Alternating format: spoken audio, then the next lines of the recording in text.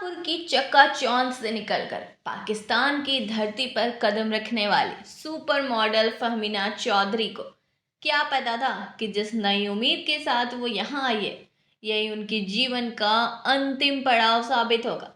एक आलीशान जिंदगी, शोहरत और दो प्यारे बच्चों की माँ फहमीना कराची के एक रईस परिवार से ताल्लुक रखती थी, लेकिन अक्टूबर 2013 में पाकिस्तान में निवेश और एक फैशन एकेडमी शुरू करने का उनका सपना एक ऐसे डरावने अंत में बदल गया जिसकी कल्पना कभी किसी ने नहीं की होगी।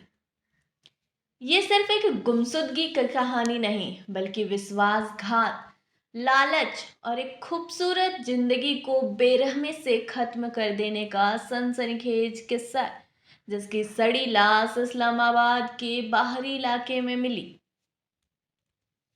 इस्लामाबाद के एक होटल में ठहरी फहमीना अपनी माँ से वादा करती है कि काम निपटाकर वो जल्द ही कराची आएगी।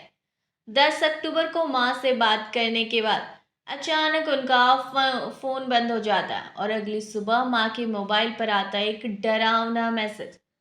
तुम्हारी बेटी किडनैप हो चुकी है, सलामती चाहिए तो 2 करोड़ दे दो। पुलिस को खबर दी तो अंजाम बुरा होगा। मां नाशिदा तस्कीम के पैरों तले जमीन खिसक गई। फौरन इस्लामाबाद पुलिस को खबर दी गई और शुरू हुई एक हाई प्रोफाइल किडनैपिंग की तेज तर्रार तफ्तीश। पुलिस ने कॉल रिकॉर्ड्स खंगाले और सामने आया आखिरी नाम, माज वकार। फहमीना की मां ने बताया कि माज एक प्रॉपर्टी डीलर है जिससे उनकी बेटी की दोस्ती सिंगापुर में हुई थी और वो ही उन्हें प्रॉपर्टी दिखाने के लिए इस्लामाबाद लाया था। माज को तुरंत कश्मीर हाईवे के एक होटल से गिरफ्तार कर लिया गया। शुरुआत में माज ने कहा कि वह फहमीना को प्रॉपर्टी दिखाकर वापस छोड़ आया था, लेकिन उसके बयानों में कई झोल थे। पुलिस की सख्ती के आगे वो टूट गया, लेकिन उसने जो खुलासा किया उसने न सिर्फ पुलिस को बल्कि पूरे पाकिस्तान को हिलाकर रख दिया। सुपर मॉडल फहमीना चौधरी अब इस दुनिया में नहीं थी। माज वकार ने बताया कि उसने फहमीना का कत्ल उसी दिन कर दिया था जिस दिन वो लापता हुई थी। ये खबर पूरे देश में आग की तरह फैल गई। अब सवाल ये था कि आखिर क्यों? माज वकार ने सिंगापुर में दोस्ती को ढाल बनाकर फहमीना को पाकिस्तान में इन्वेस्ट करने के लिए मनाया था, जिसमें वो खुद फैशन एकेडमी में पार्टनरशिप चाहता था। 10 अक्टूबर को जब मौज ने फहमीना को 2 करोड़ की प्रॉपर्टी दिखाई तो फहमीना को वो पसंद नहीं आई और उन्होंने उसे खरीदने से साफ इनकार कर दिया। लाख के कमीशन का नुकसान होता देख माज के सिर पर खून सवार हो गया। उसने बदला लेने की ठान ली। उसी शाम माज ने फहमीना को कॉल कर बताया कि एक बड़े प्रोजेक्ट के लिए एक मॉडल की ज़रूरत है और उसने उनका नाम सुझाया है। काम मिलने की आस में फहमीना तैयार हो गई।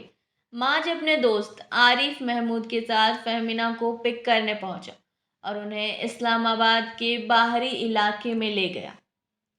थोड़ी ही देर में फहमीना को शक होने लगा, लेकिन तब तक बहुत देर हो चुकी थी। कार में ही दोनों दोस्तों ने चाकू मारकर फहमीना की बेरहमी से हत्या कर दी। कत्ल के बाद उन्होंने लाश को ठिकाने लगाया और फिरौती के लिए मां को किडनैपिंग का मैसेज भेजा। 14 अक्टूबर को मार्च पुलिस को बानी गाला एरिया के पास कोरांग नदी किनारे एक खाई तक लेकर गया।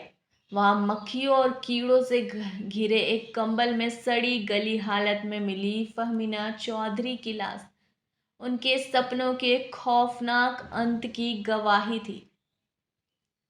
पुलिस ने जल्द ही कत्ल में इस्तेमाल हुई कार और माज का दोस्त आरिफ मोहम्मद को गिरफ्तार कर लिया। 3 साल तक चले इस हाई प्रोफाइल मामले में आखिरकार साल 2016 में पाकिस्तान कोर्ट ने फैसला सुनाया। मुख्य दोषी माज वकार को फांसी की सजा सुनाई गई। उनके साथ ही आरिफ महमूद को उम्र कैद की सजा मिली और दोनों पर 3-3 लाख का जुर्माना भी लगाया गया।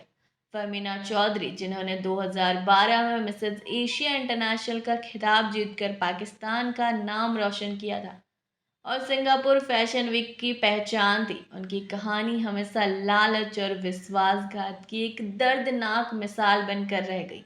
एक खूबसूरत चेहरा जिसने शौकिया तौर पर मॉडलिंग शुरू कर best actress honourable achievement award तक हासिल किया था, का जीवन एक प्रॉपर्टी डीलर की घिनौनी लालच की भेंट पड़ गया।